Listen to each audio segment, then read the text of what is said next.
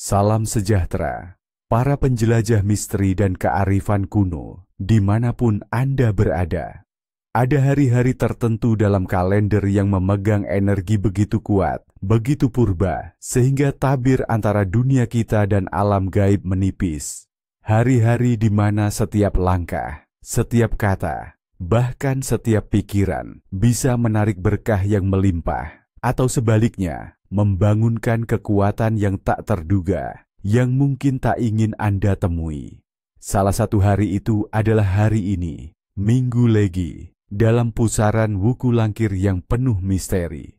Hari ini, 19 Oktober, bukanlah sekadar tanggal biasa dalam kalender Masehi. Bagi mereka yang hidup dengan denyut nadi tradisi dan kearifan Jawa kuno, hari ini adalah Minggu Legi.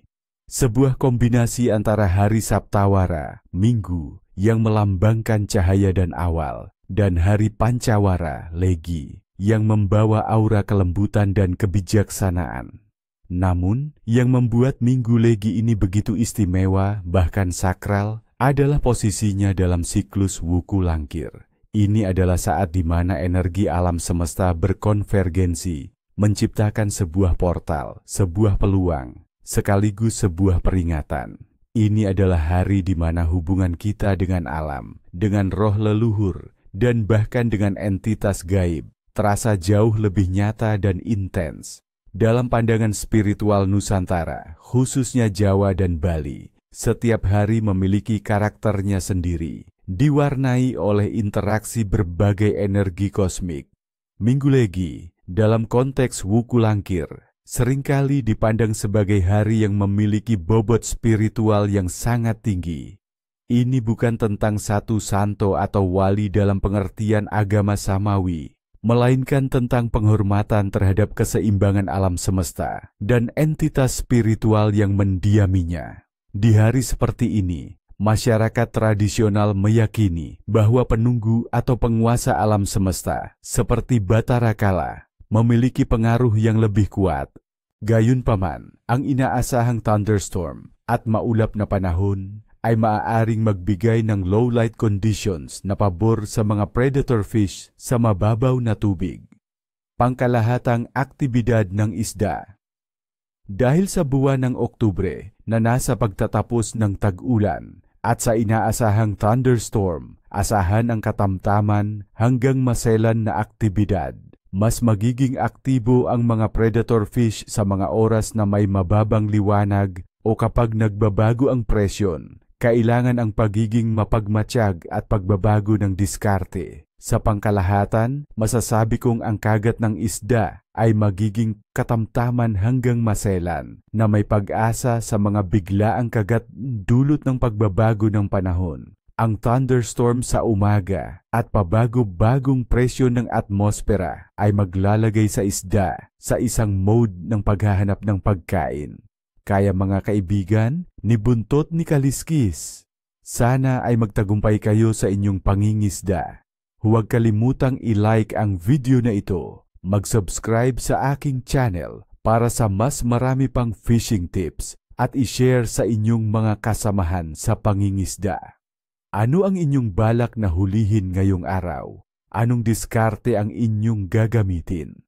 I-comment sa baba ang inyong mga karanasan at observation. Salamat at kita-kits sa susunod na forecast. Haikien nanmo chut, vika cheptwong anka dadat. Ba, kalok. Noitim, kalok la loay san moy hungdu, chung tich an napon hungku vukkon hieu kay thuisin, beo, bui ramven bu, huek duoy tan la kay ramrap. Jegbit, saun hungkon muanhe. Kaloko de lengan matnuog je sanmoy. Kah kau. Dungkan kau lure huak kau refoy moy gian hun hai gia. Kagia, mino. Huak kats loay moy tia. Spoon. Neudung moy tun hien. Tep huak ka kongkon song la lua chon somot. Anhem nen nem moy sadvau bu. Gan kas bui kai va tu day chamrai. Tau kam giak nukon moy jang di chuyen tun hien. Fantik jiu kien. Ko soli tuyet. Một, thôi tiệt. Ngay muôi chintang muôi nam hen ghin không tram he muôi lam. Thôi tieto Việt Nam du kien si ko su chuyen tiep. Khâu vuk mien bak cô te bát giao cam hành hung jốt khong khi lan giao mua vào quay thẳng. Nhung riêng ngay này, nhiet jo van dui tri o mut khade chiu, đau jong tu khoang hai muoi ba jen ba muoi hai josi, mien trung va mien nam se kon hiet jo am hun, khoang hai muoi ba jen ba muoi mod josi, khả năng ko mua rau rai rak trung engai, chu yu la muan hai, voi sak suat tu muoi lam jen hai muoi lam fan tram, gio du kien sen hai, không gây an huong niu jen mat nuok. Ap suat ki quyên se on jin hun so voin hung gay ko baulon, nhung van ko the kon hung bien jong no dukats jot kong kilan jang bat jo hin ten. Nhung thay jui nay ko the kien một so loai ka hoi ken an vào thôi jiem chuyen giao, nhung hin chung la van tuen loi. Hai, nhiet jo nuok trong kat song ho o Vietnam vào thang muoi thuong am. Phan an nhiet jo không khí. Dukien, nhiet jo nuot se đào jong trong khoang tu hai muoi ba jen ba muoi jo che. Jat biet lao chats vung nuot nong và kats con song lon o mien nam. Nhiet jo nai la li tuong cho hau het gats loai ka nuot sengot. Thuk jai qua tring trao joi chat và kien chung tik kuk tim kiem thukan. गोवत्स द्वादशी का धार्मिक और आध्यात्मिक संदर्भ अत्यंत गहरा है। सनातन धर्म में गाय को गौमाता की संज्ञा दी गई है, जो सभी देवताओं का निवास स्थान मानी जाती है। यह न केवल पोषण का प्रतीक है, बल्कि समृद्धि, उर्वरता और मातृत्व का भी साक्षात स्वरूप है। इस दिन विशेष रूप से विवाहित महिलाएं अपनी संतान के उत्तम स्वास्थ्य, दीर्घायु और परिवार की सुख समृद्धि के लिए व्रत रखती हैं। वे गौ माता और उनके बछड़े की पूजा कर उनसे अखंड सौभाग्य और वंश वृद्धि का आशीर्वाद मांगती हैं। इस दिन गौ माता के प्रति कृतज्ञता व्यक्त की जाती है, क्योंकि उनका दूध, घी और अन्य उत्पाद हमारे जीवन को पोषित करते हैं। भगवान कृष्ण का गोपाला के रूप में गायों के प्रति प्रेम भी इस पूजा के पीछे का एक महत्वपूर्ण आधार है, जो हमें सभी जीवों के प्रति दया और प्रेम का संदेश देता है। यह मान्यता है कि इस दिन की गई गौ सेवा से व्यक्ति को सभी तीर्थों के फल प्राप्त होते हैं और उसके सभी पाप धुल जाते हैं। इसके मूल में प्राचीन वैदिक परंपराएं निहित हैं, जहां गायों को यज्ञों का अभिन्न अंग माना जाता था और उन्हें धन का पर्याय समझा जाता था।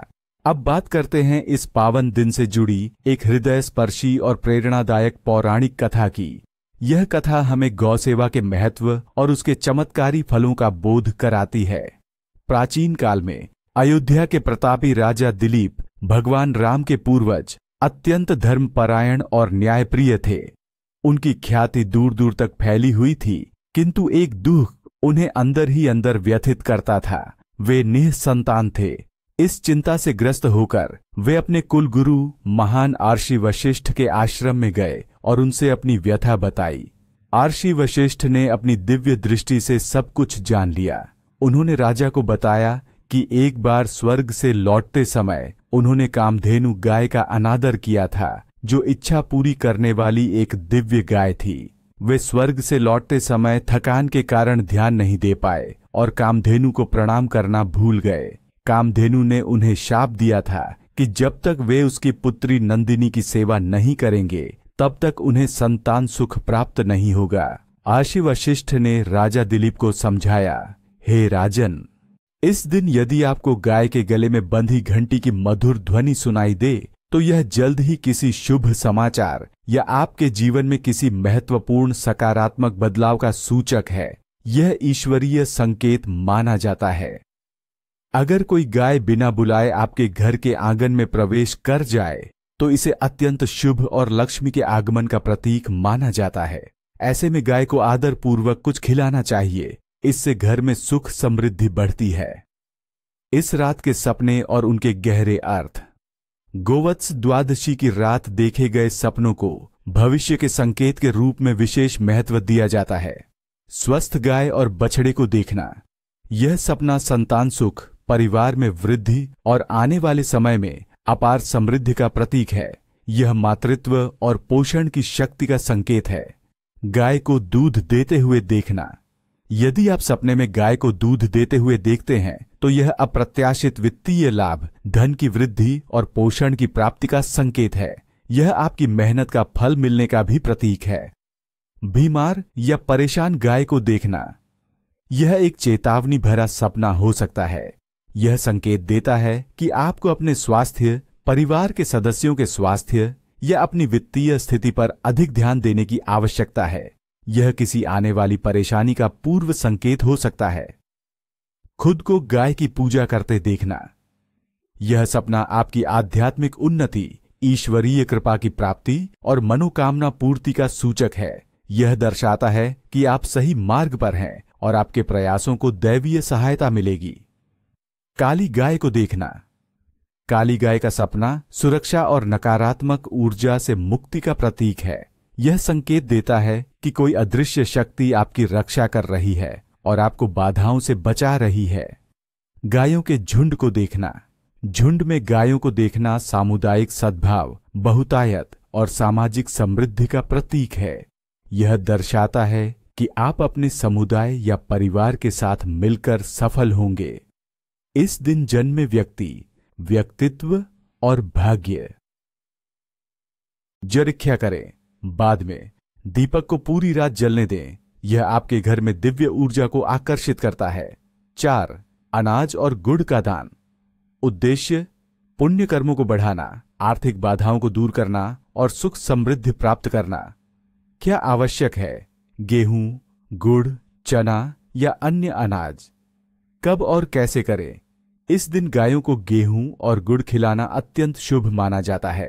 आप गरीबों और जरूरतमंदों को भी अनाज का दान कर सकते हैं। यह दान सीधे गौमाता तक पहुंचता है और आपके कर्मों को शुद्ध करता है। इस दिन की विशिष्ट पाक परंपराएं। गोवत्स द्वादशी के दिन सबसे महत्वपूर्ण पाक परंपरा यह है कि दूध और दूध से बने उत्पादों का सेवन पूरी तरह से वर्जित होता है। ऐसा इसलिए किया जाता है क्योंकि इस दिन गौमाता के दूध को बछड़े का अधिकार माना जाता है और उनके प्रति सम्मान व्यक्त करने के लिए मनुष्य दूध का सेवन नहीं करते। गेहूं और गुड़ के व्यंजन। इस दिन मुख्य रूप से गेहूं और गुड़ से बने व्यंजन जैसे पूड़ी, हलवा, बिना दूध का या मीठे पराठे खाए जाते हैं। अंकुरित अनाज और दालें। अंकुरित अनाज जैसे मूंग, चना या विभिन्न दालों से बनी खिचड़ी और सब्जियां खाई जाती हैं। यह पौष्टिक और सात्विक भोजन शरीर को ऊर्जा प्रदान करता है। फल, व्रत रखने वाले फल और पानी का सेवन करते हैं। सात्विक भोजन। इस दिन प्याज, लहसुन और मांसाहारी भोजन का सेवन भी वर्जित होता है। सात्विक और शुद्ध भोजन ही ग्रहण किया जाता है। अब हम उस अदृश्य रेखा को छूने जा रहे हैं जिसे पार करना आपके जीवन में गंभीर परिणाम ला सकता है। ये है गोवत्स द्वादशी के प्रमुख निषेध या क्या नहीं करना चाहिए। इन्हें समझना और उनका पालन करना उतना ही महत्वपूर्ण है जितना शुभ कर्मों को करना। मुख्य निषेध, क्या नहीं करना चाहिए। 8.